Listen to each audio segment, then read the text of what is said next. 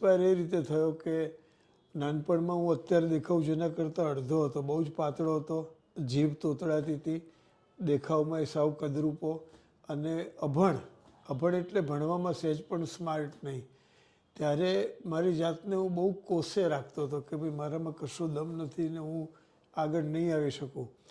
એ વખતે 64ની સાલ હશે કદાચ, રાજ સાહેબની સંગમ ફિલ્મ આવી અને એ સંગમ ફિલ્મમાં રાજ કપૂર એક પડકારરૂપ સંવાદ બોલે છે.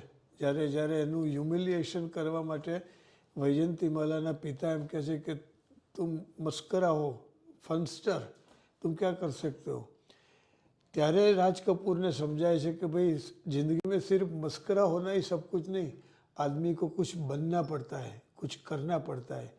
એ મને ચોટ લાગી ગઈ અને મેં પણ નક્કી કર્યું કે હું પણ કંઈક બનીને બતાવીશ.